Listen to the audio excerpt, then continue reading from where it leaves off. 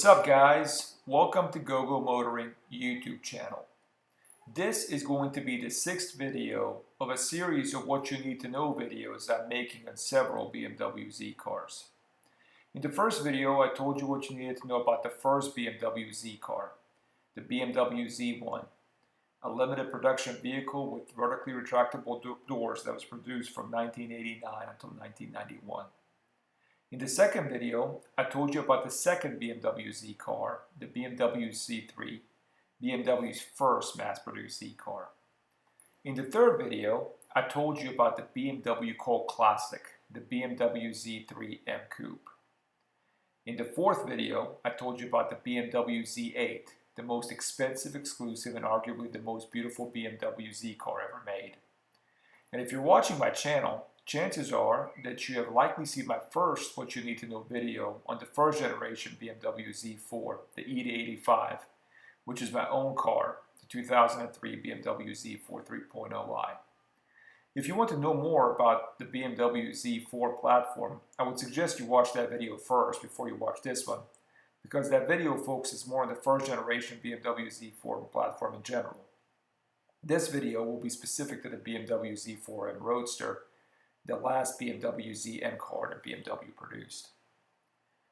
Let's begin by telling you how the BMW Z4 M Roadster came to be. In contrast to some other BMW Z cars, such as the BMW Z8 and the BMW Z3 M Coupe, there was never really a question of whether BMW was going to produce the M version of the BMW Z4. And in many ways, with the BMW Z4 M Roadster, BMW started where it left off with the 2001 and the 2002 versions of the BMW Z3 M Roadsters by putting the same engine in the Z4 M Roadster. So let's talk about the engine. BMW put the S54 3.2 liter naturally aspirated inline-six engine from the E46 M3 into the BMW Z4 M Roadster. And in the Z4 M Roadster, that engine produced 330 horsepower at 7,900 RPM and 262 pound-foot of torque at 4,900 RPM. So even though it was the same engine from the E46 M3, the Z4 M Roadster's engine produces 3 horsepower less than that of the E46 M3 due to slightly more restrictive exhaust plumbing as a result of BMW Z4's smaller dimensions. The S54 in the BMW Z4 M Roadster propels the car 0 to 60 in 4.6 seconds and the quarter miles in 13.2 seconds. And the car weighs about 3,200 pounds, 3,277 pounds. And it comes equipped with a Type H ZF 6-speed manual transmission. And that manual transmission is actually different than the one that came equipped in the E46 M3. Because the transmission from the E46 M3 could not fit the BMW Z4's chassis.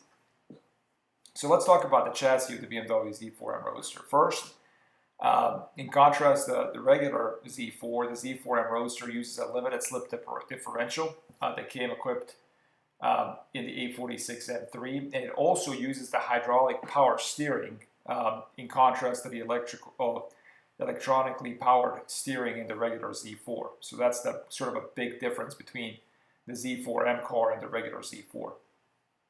Other changes in the chassis include a wider front track, revised front suspension, and steering geometry. And in particular, the Z4 chassis and suspension tuning, so damping, spring rates, and anti-roll bars, are much stiffer in the Z4 M Roadster than they were in the Z3 predecessor, and also in the regular Z4s, even those that came equipped with the Sport package. And the front track is half-inch wider than it is in the regular Z4.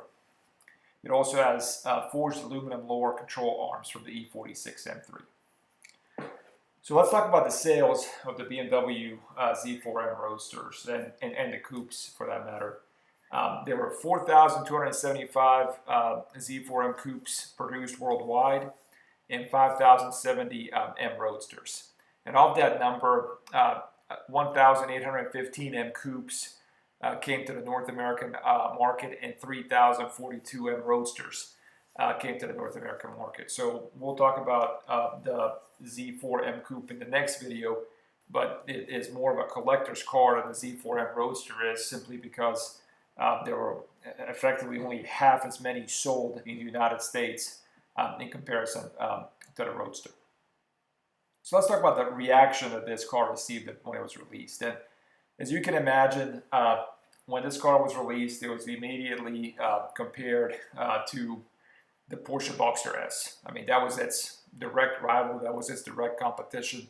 So the way that the press tried to measure this particular car was by pitting it up against the Porsche Boxster S. And as a result, you know, that in many of those comparisons, the Z4 M Roadster lost to the Porsche Boxster S. And that's because the Porsche Boxster S, you know, is a more composed and clinical sports car. The Z4 M Roadster had a more powerful engine. It had a more charismatic engine than the Boxster S, but it wasn't as dialed in as the Boxster was. Didn't handle as well. It was more of a handful to drive. It tended to understeer. And none of that is really a surprise when you're comparing this car against the Boxster, because the Boxster is a mid-engine car. Just by its very design and its layout, it's going to be probably an easier car to drive, and a car that handles better than a front-engine rear-wheel drive car is going to be. And additionally, many people complain about the stiff chassis of the BMW Z4 M Roadsters. And they also kind of complained about this car being tricky to drive. I mean, if you think about it, it's got 330 horsepower, doesn't weigh a lot, it's got a short wheelbase. So it's a car that can be tricky to drive. So as a result, you know, the reaction to the car when this car first came out was not as, you know, was good, but just due to the many comparisons to the Porsche Boxster, in many ways, I feel like it didn't get the credit it deserved, because it really, you know, it's just a different type of a car than the Boxster S. And I think trying to compare this car to a Boxster S is going to ultimately result in somebody finding that, you know, it's different in the Boxster S, but it doesn't necessarily mean it's worse. But that was basically the reaction that this car received when it first came out. So let's talk about the looks of this car. So this car was designed by Anders Warming. And as I talked about in my Z4 video, I think the design of this car is gorgeous. And this car, the Z4 M Roadster, looks to me even better than the regular Z4. As you can see, kind of the big differences. The big noticeable difference are these two longitudinal humps in the hood. So you can see how there's these two lines going straight across the hood that make it bigger and sharper. And it's also got the sportier nose and larger air intakes.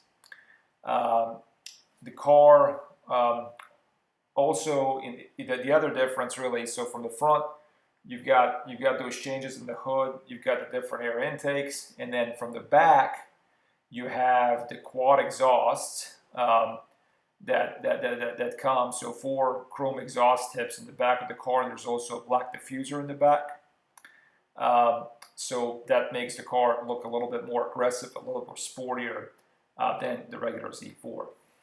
Inside, the Z4 M Roadster comes with a thick leather-wrapped steering wheel, a steering wheel that's much thicker than the one in the regular Z4, and it also has the usual red and blue stitching that many M cars come equipped with. It's got these M Sport seats, which feature M logos in the head restraints, so they have more lateral support than the regular BMW Z4 seats. And the leather that's in this car is softer and has a much more kind of a premium feel than what you find in the regular Z4. And then typically what you'll get in the middle, this trim piece, you know, you could have the aluminum, but you could also equip it with this walnut wood that you see here, which looks absolutely gorgeous. It makes the car look classy. and you could also equip it with a carbon fiber. But gorgeous, gorgeous looking car, especially in this Interlagos blue paint. I mean, it's one of the best looking cars I've seen. I just love it. So let's talk a little bit about the Z4 M Roadster versus the Z4 3.0i, which I have. And I'll tell you that after I saw this car in the museum, I actually called BMW Centrum and asked them whether this particular car was on sale. I mean, that's how good it looked. And if it was on sale, I seriously contemplated pulling a trigger on it. But they told me that it was not. So when I heard that, I started looking online to see whether there were any other blue Z4M Roadsters for sale, and I actually found one in a dealership in Virginia, which was pretty far away from me. But it looked very similar to this car. It had black seats and it had carbon fiber trim instead of the walnut trim that you see in this particular car. But yeah, from the pictures, it looked great. But the price of it was, this would be the second time that I was actually thinking about buying a Z4M Roadster after I purchased my Z4 3.0i. I looked at another one shortly after I bought my Z4 3.0i, and that particular car would have cost me between $15,000 and $20,000 on top of what I paid for the Z4 3.0i to get that M car. And this one as well, the one that I found in Virginia, again, I was looking at probably a $20,000 to $25,000 premium on getting into that particular car over my regular Z4. So it looks like some of those Roadsters have in fact appreciated, since I was looking at it the first time about a couple years ago. And both times I was kind of faced with the choice of whether this car's driving dynamics justified the additional price tag that the Z4 M Roadsters came equipped with. And frankly, obviously I didn't go test drive the one that I found online recently because it was 450 miles away. But when the first Z4 M Roadster I was looking at was actually in town, and I ultimately decided not to go test drive it because I was concerned that if I did, maybe I would make a bad financial decision and go ahead and write a check for $15,000 or $20,000 to get into it. But I know that if I were to drive this car, I know exactly what I would love about it. I'd love, first and foremost, its hydraulically assisted steering rack. That's probably been my biggest complaint with the Z4 3.0i that I have. The electrically assisted steering rack, and I know the hydraulic steering in this car would probably be my favorite thing about it. I think the engine as well, the S54, it's probably considered one of the best BMW engines ever made. And it'll probably sound better than the M54 that's in my 2003 BMW Z4 3.0i. It'd be more powerful, probably more fun to rev out. So it probably will be a more charismatic engine to drive. But I don't know if I could feel the difference between it and the M54. I don't know if I could feel a big difference between those two on regular roads, because really for the S54 to shine, that's an engine that has to be revved out. The torque is produced at 4,900 RPM, so you really have to be revving that engine out to start noticing the power that it has. And when you're driving, the car on regular roads, that's not always possible. I think if I were, a type of guy that takes these cars out to track, then I think that engine would really be much more of a plus. So, in terms of driving dynamics, really it would come down for me primarily. I would think about, prefer the hydraulic steering in this particular car, and probably I would still prefer the engine, though probably not as much as I would on a track if I were driving on the road, which is what I would be doing. But I also think about there's some things about the Z4 M Roadster I'm not sure I would like better than my Z4 3.0i. And the first one of those is the extra weight that this car has. So this car is at least 200 pounds heavier than my 2003 Z4 3.0i. And that's a big deal, okay? So Roadsters in general are supposed to be fun, tossable cars that you can drive aggressively on the back roads, that you can toss them in the corners. And in order to be able to do that, the car has to be, light. The lighter the better. And I feel like that extra weight of the Z4 M Roadster would be a negative in comparison to the regular Z4.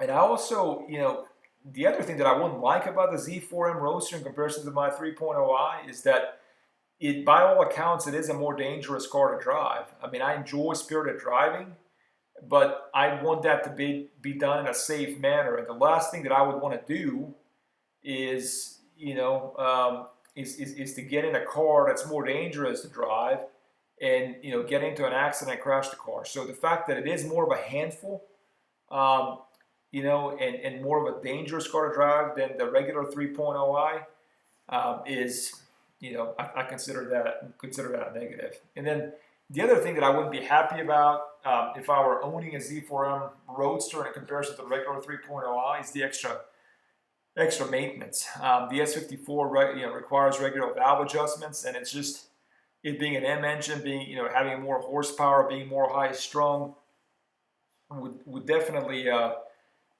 make this particular car more expensive to maintain on a day-to-day basis than a regular 3.0i. So kind of taking all these factors into account, I ultimately decided that I was happy with my Z4 3.0i.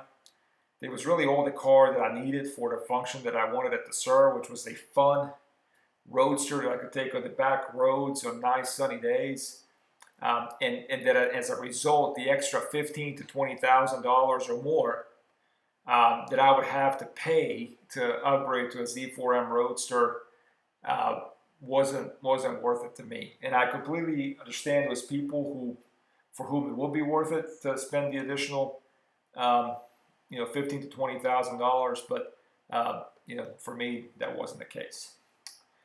So that's it for the 2000 or this Z4 M Roadster. Thank you for watching. If you like this video, share it, leave a comment below, and subscribe to my channel. Also give it a thumbs up. There are going to be plenty more videos coming your way. The next one will be a What You Need to Know video about the BMW Z4 M Coupe. Thank you for watching. Bye.